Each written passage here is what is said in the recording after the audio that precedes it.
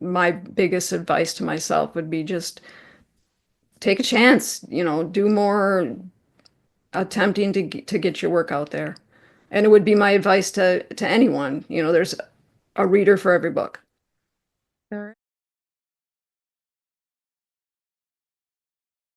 Welcome, everybody, to tonight's video book club. Our special guest tonight is Katie Mettner. Am I pronouncing that right? It's Mettner, yes. Mettner. Okay. Sometimes my Pennsylvania comes out and it's just we are just different. What can I tell you? I'm used to it being pronounced every way you can think of, so Okay. Well, good. And anyway, I'm going to just call you Katie if that's okay, because that's my perfect. baby sister's name is Katie, and I'm like, that's really easy for me to remember. Anyway, I just want to tell everybody that we are I wanted to say how excited we are to see you here tonight. And I've got a lot to ask you. First of all, let me just do a short introduction about Katie. She wears the title of the only person to lose her leg after falling down the bunny hill. That alone gets so many questions that we have to ask. I figured there'd be a few. And the thing is that I never made it down the bunny hill. My daughter, when she made it down the bunny hill, just wrenched her knee. And so the Reyes women have decided bunny hills and skiing are not for us. We quit after our first time. But you also like to decorate your prosthetic leg to fit the season. So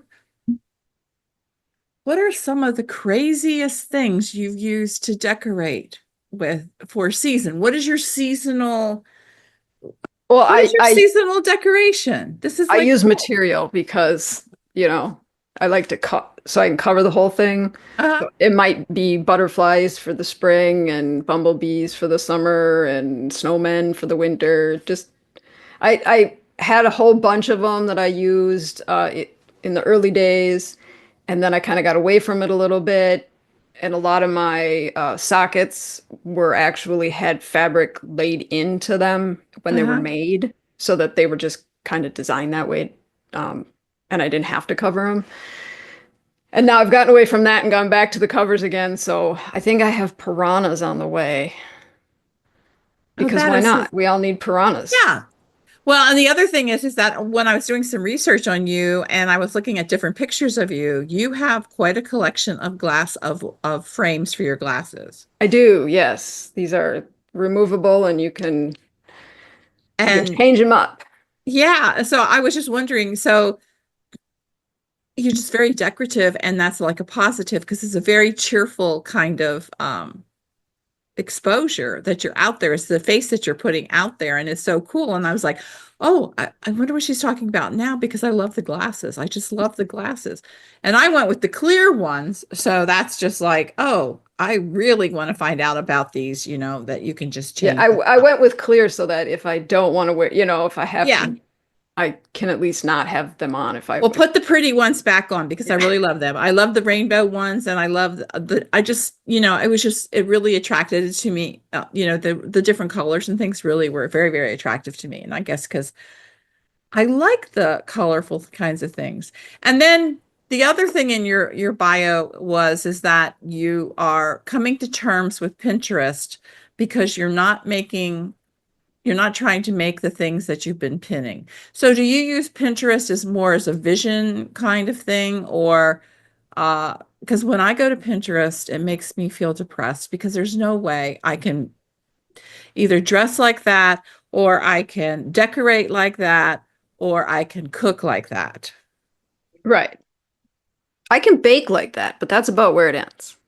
But yeah, it was mostly the crafting because my Yeah. daughter at the time, she was younger and she'd like, let's make a craft from Pinterest. And I'd be like, oh Lord, all right. Yeah, so we just stopped doing that. That was when we were like, okay, maybe we'll just buy a kit. And then at least with the kit, we can be somewhat successful. Yeah. Well, I mean, one of the people that was on here before said that she's been watching a lot of crafting videos on YouTube. And that is also kind of, to me, that's more exciting, because I know I will never be able to do that. But it's fascinating to watch people like the ones who decorate their journals and who do different crafty things because I'm just not a crafty person. I would rather sit down and read a book. Uh, Yeah, yeah, I love to crochet, but I follow a pattern. I'm not one that wants to design my own patterns and all that. I yeah. pattern and, I use that pattern. If I want to read while I'm crocheting, I use a pattern that I memorize so that I don't have to think about it. But that's about the extent of my crafting is crocheting. Well, that's fine. You're still welcome here because what you do is create some really great books. So to get us really started, tell us about yourself and how you got started writing. Sure. Well, I've always been a writer, of course. I mean, you don't just all of a sudden decide to be a writer.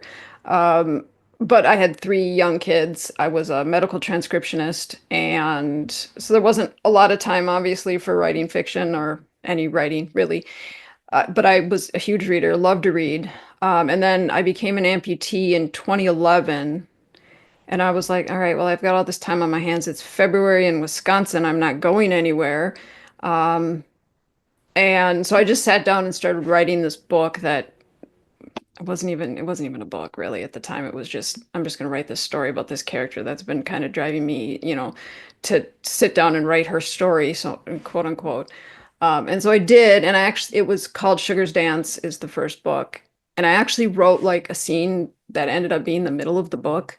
But it was like, I like this. Let's see where this will go. And unfortunately, at the time, I knew nothing about, actually writing a full novel. So pretty soon I found myself trying to find parts and put them all together and make them make sense, and never did that again. But that's how I kind of got into writing fiction. And I really didn't know at the time much about self-publishing or really that you could even do it, to be honest. But I wanted to get books for my family. And so I just went, did a quick Google search, thinking it would be, kind of like vanity publishing was back in the day, where I could just order X amount of books and have them shipped to me. But that's when I came across KDP and I was like, oh, all right, sure. So I just like followed the directions without realizing if I hit publish, it was actually going to go to the website, to Amazon, where people could buy it. So that was kind of my initial slide into publishing that was not at all well planned. So it was just like off the cuff. You had a little need and you got it out there, and that's Yeah, fine, and right? that was the biggest thing was there was so little accurate representation of people with disabilities back then in romance, um, which was the genre that I read the most. And I was like, there has to be a better way here. I mean, some of the stuff I read was just, it was laughable. And so I wanted to at least put something out. If I was going to write something, it was going to be accurate. And like I said, initially it was really just for my family. It wasn't for anyone but us. And then when it went out, that was back when self-publishing was, right at the cusp of being so high and popular. So basically, if your book existed, it got read. You didn't have to promote it. You didn't have to, really do much for people to find it. And that's when I started getting people contacting me on Facebook and they wanted, to know more about sugar and all this stuff. And that was my biggest confusion was like, how did you find out about her to start with? Because I didn't know it was up there. Um, but so that was kind of how I started writing uh, disabled romance, and with the purpose of writing it accurately, the good, the bad, the ugly, um, so that other disabled people, whether they were newly disabled, whether they'd been disabled their entire life, they wanted to see themselves represented. And so it was kind of a way to do that, but at the same time, stay true to what it's actually like to be disabled. So if people were contacting you, have you served as like they call it sensitivity reader or reader to make sure that other authors are actually um, putting in the right things, that they're not making big mistakes in their writing? Have you done some of Yeah, that? I have done quite a bit of that. I've tried to get away from it in the last couple, 3 years, mainly because I found that they were just not taking the advice anyway. Yeah. And that just aggravated me to the point where I was like, I'm spending the time doing it. If I'm gonna do it, then at least, I mean, obviously, I'm not saying that I expect them to make every single change, but they weren't even making the big changes that, really should have been Mhm. made. And so it's always kind of a struggle for me when people ask. And if I know them, I will do it. If I don't know them, then I usually give them names of other people to. Plus, I'm busy enough writing, my own books. So, Well, one of the things that I want to tell everybody is that you have a very uh, effective like checklist and or sheet, whatever, on your website. And also, I think in the back of your books that, you describe the different kinds of disabilities and how you could actually refer to them and not in a more enlightening way, I guess I would say. yeah, It, we call it people first language. right. And there is a page on my website. I do put it in most of my books. I think Mhm. it's in there now at this point. Yeah. Yeah, just new ways, not new ways, kinder ways of referring to people with disabilities, not using the word handicapped, not using the word, handy capable, things like that. How the community, a lot of what the community likes to be used, like we don't have a problem using the word disabled. It's not a dirty word, but everybody doesn't, who are able, think, well, we have to use handicapped or, all these other words that actually more offensive. So it's just kind of trying to kind of change that narrative a little bit of what everybody grew up learning, because even my generation grew up learning, handicap spot, handicap bathroom, all these terms that are pretty outdated at this point. So, and then there's my kids who are in their early 20s and didn't grow up learning those terms. And so they have to remind themselves that I can't correct every single person I walk past, you know. Um, so yeah, it's a challenge, and I've been working with a lot of my readers and people who follow my page for years, and they are actively trying and working towards making that change in their own lives, and so I'm very proud of them for doing that. But it does take a long time to Yeah. retrain yourself. I can understand that. So when you first started writing and we were reading, you were more into romances, but now your latest books are more so like you've signed a contract, you've got books out from Harlequin, they're intrigues, I think. And you've signed a contract for three more. And this one, which is the one that just came out, The Dark Endings, is a psychic thriller. So, what made you go from like straight romance or romantic comedy, more kind of, more comedy into the thriller? What is it about thrillers and suspense and death and dismemberment that appeals to you? Well, I've always written romantic suspense. Sugar's Dance was a romantic suspense, but it was more focused on the romance than the suspense part.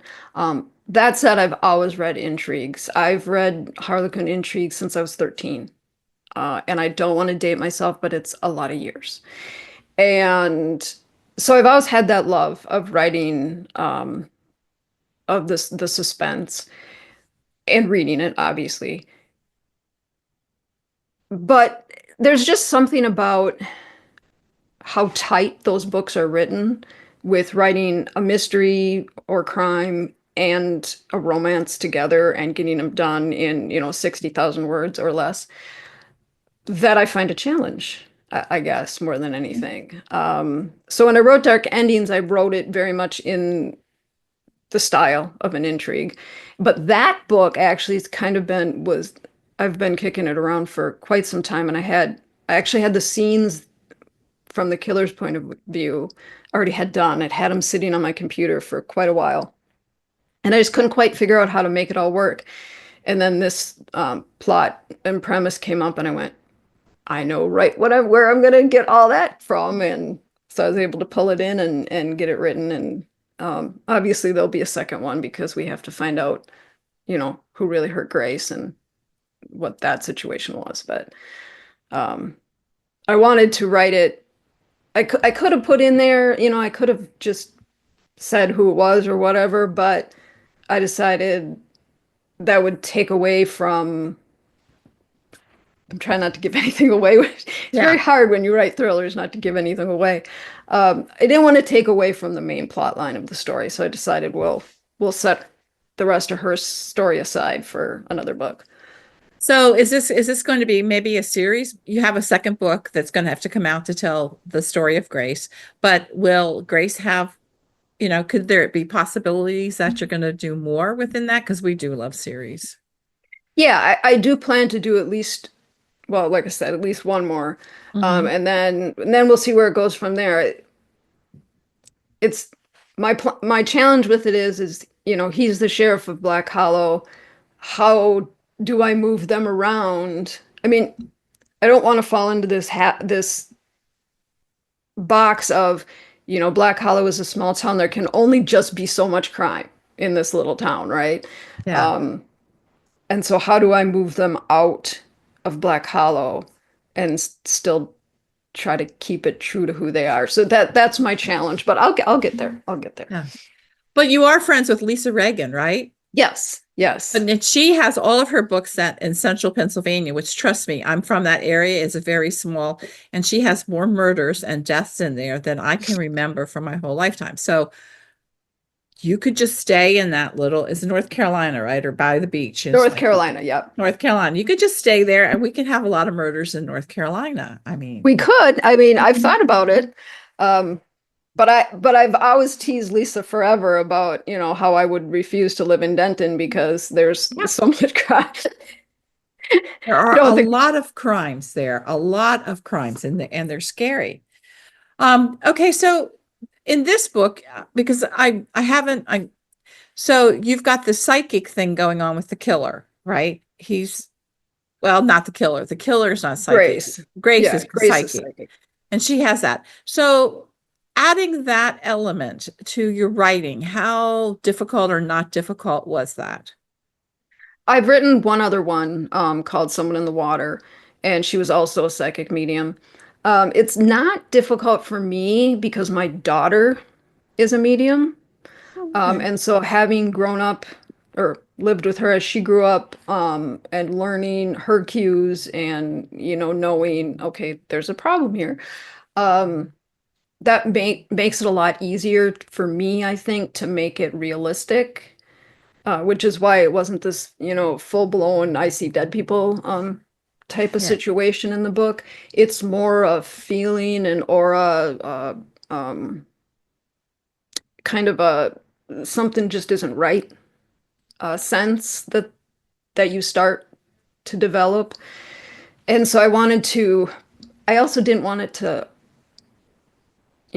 kind of overkill the entire story because that wasn't the point of the story. It was just that she knew that there was a bad character at play, and by being able to see what he was doing, it was the whole crux of, is she cheating in her job because she gets this insider information, or does it actually make it harder to do her job? Mhm. Um, and so I hope that is what people who read it got from that was, I think it can be both. It definitely can be both. Yeah, and so that is also an extra element that you're adding to your writing. It's like not a straight thriller kind of thing. It's not or straight suspense. It's, you're layering in the romance, you're layering in the psychic ability, which is like a paranormal ability, plus the the hallmarks of having a suspense slash thriller. So I really enjoyed I haven't finished it yet, but I'm not going to finish it tonight because I got stuck on doing something and I was like, oh, I've got to know what's going to happen next. So no spoilers here. No spoilers here. Thank you. Um, so the other thing is that when you're writing with Harlequin, it's more a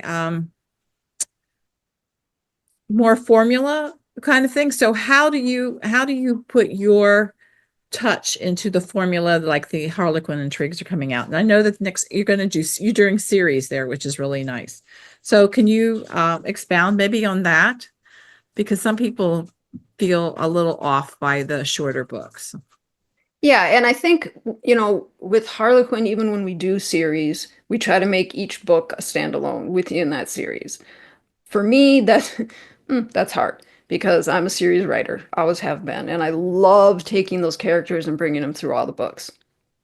So what I've learned to do with the intrigues is, the other characters are part of each book as they go, but just so that the reader can see glimpses of them again and say, oh, they're still with, so and so, or, maybe they got married or whatever it was. Um, what was your original question? Well, How that was, do, I mean, so sometimes like there's certain notes that you have to hit in a Harlequin. Cause like I right. know when I'm reading it and I get to one part of it where if it what, this is where the killer is going to be shown or something like that. It's a very like, so I can kind of like even open it and know here's where I am. Here's what I'm expecting to happen next. But I always love because I have been reading Intrigue since they first started publishing Intrigue. So that makes me even older than you are, Katie. Um, so it's you have I love it when the people throw twists at me and it's not like the formula. And I've never had pushback from my editors. Like the Red River Slayer is one that has a twist at the end that I didn't see coming, um, Yeah. till I wrote it. So I think they're pretty open. They're pretty willing to just about anything you can throw at them because of that. I mean, yeah, you got to hit your pacing. Everything, when you have only 60,000 words to write a story in, you have to be tight with those words. But they're pretty open to your own interpretation of the common tropes, I guess is a good way to Mhm. say it.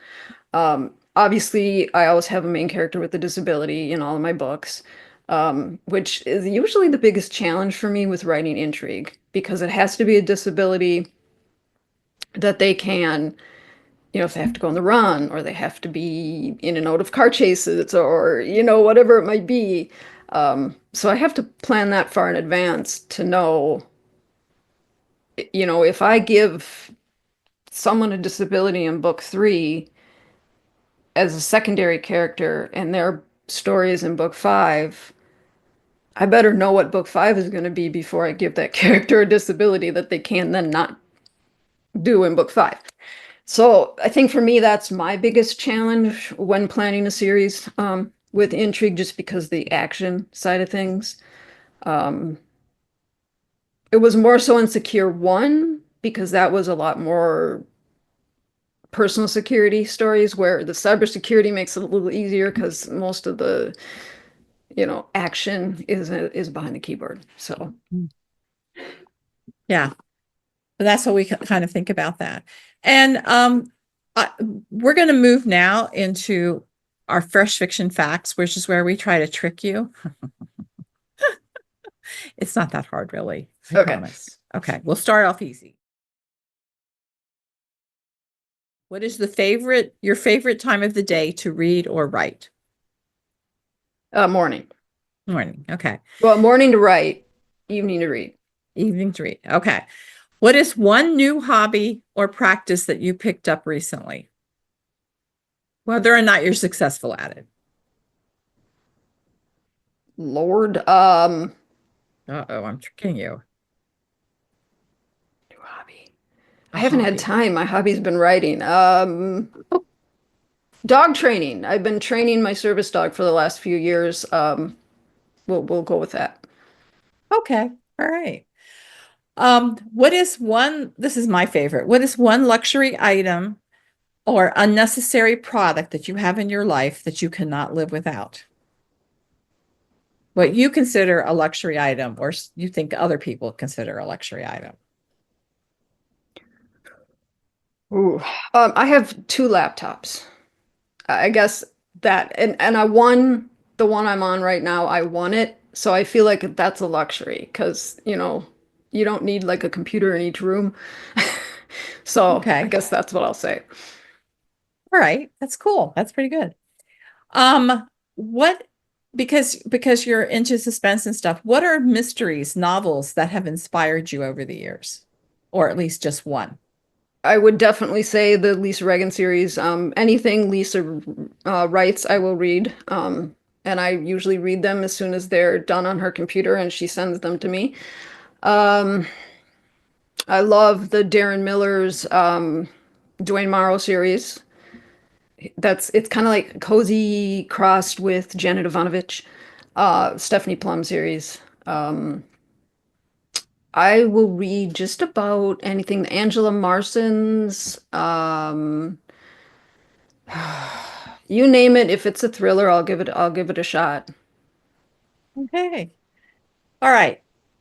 Who would okay, so if you met somebody who is a celebrity of some sort, doesn't have to be literary, it could be anything that you consider a celebrity, who would you fangirl over if you met them? Or who have you fangirled over when you met them? I'm not like a big fangirler. Like that's not me. Um, Uh-huh. how about who would I hug if I met them? Lisa Reagan.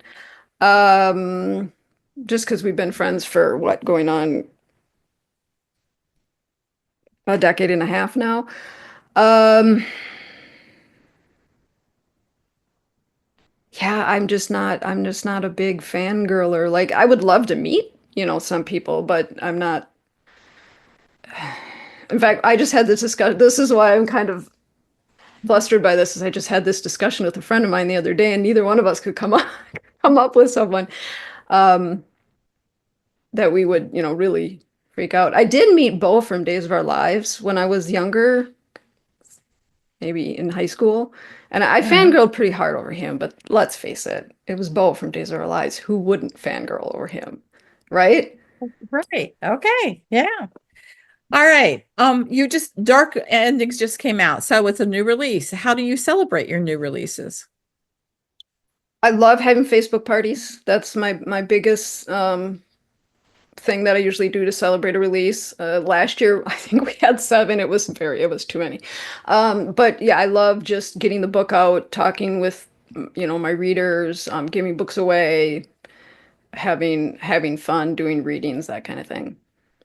Do you ever like purchase something or something that is the memory of that release?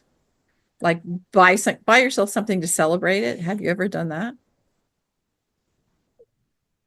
No, but I think I will when I hit book 75, which is coming up here. So I Yeah. think I'll think of something.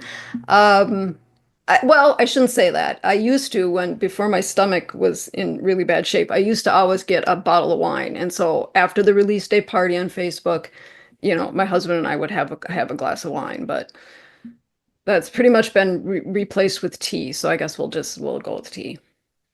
Well, you could get some kind of specialty tea and have it there and or a special mug to put the tea in, and that every time you drink it, you remember that that was the release of that book. Yeah, I do love mugs, so maybe I should start getting a mug for every release. Be very careful about that. Yeah. My children have made me, I have to take one out when I bring a new one in. It's a very My sad son thing. does that to me. I'm like, you are 20 years old. You have no control. What are you talking about? Yeah, yeah. They're mean. They're really mean, I tell They you. are. Okay. Yes. What advice would you give to your younger self? Stop being afraid of being afraid and put your work out there way sooner than you did. Because, you know, I had a very core group of readers who enjoyed my books because they were also disabled. Um, And really, that should have been the bell that went off in my head that said, if you have, 15 readers that love these, you probably could have 15,000 if you, went ahead and stopped worrying about what those who didn't like it were going to say. And I think that came from a place of experiencing that early on with some readers who were like, I don't know, triggered or offended or whatever it was. I don't even really know.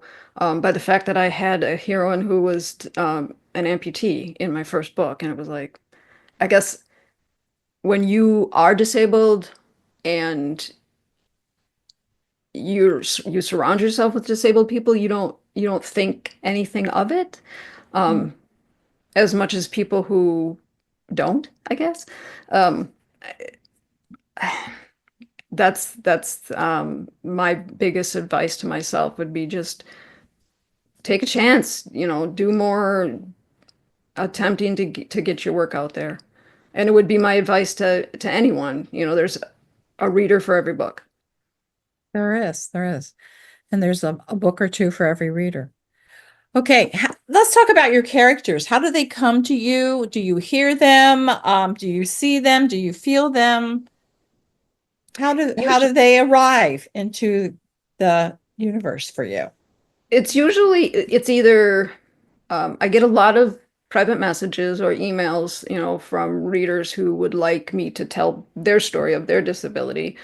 So sometimes it's that. Sometimes it's somebody I see in the grocery store, that just, and it's maybe just their tote bag or, the jacket they're wearing or, something like that that sparks an idea for a character. Sometimes it's just a name that I hear and Mhm. think, okay, that's a great name. We're going to use that. We're going to build a character around the name. Done that a lot.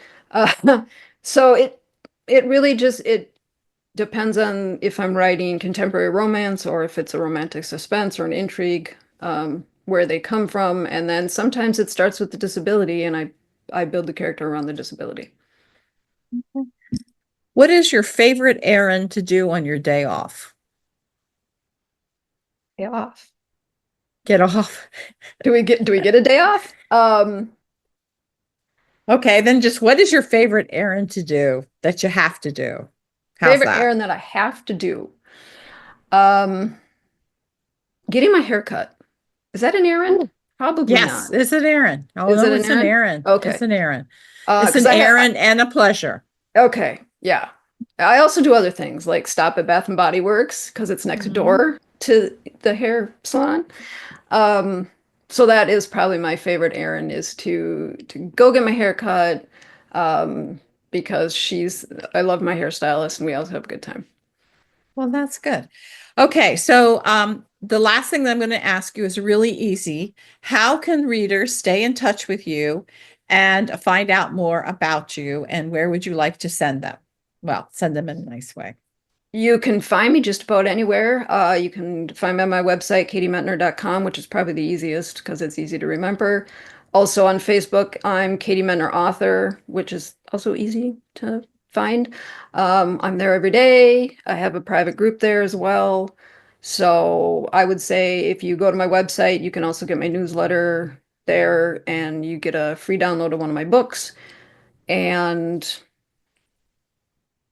easy enough to find. All my social links are there too. Okay, good. And then what is coming up next? Because we are greedy, greedy readers. So what is the Next, next? next would be Dark Web Investigation, which is book one of the Secure Watch, which is the new series, with Harlequin. And this releases July 1st. Uh, July 1st, I guess, online and in stores because it falls on the 1st this year. Yeah. So this is a book that takes place in Minnesota, Wisconsin, Illinois, and it is about a the cybersecurity agent who encounters a AI program that is trying to use cameras all over the world for not so honest purposes, and how they go about stopping the person behind it from basically trying to take over the world. Cool. Okay, and that comes out July the 1st, July right? 1st. Yep. Okay. All right. Well, Katie, thank you very much for joining us tonight. Now just hang out because we're going to go to the Q&A, which is a private session, so that we can ask you questions that you don't want to have out in the internet per se. Okay. But thank you very much for joining us. We really appreciate it. Well, thanks for having me.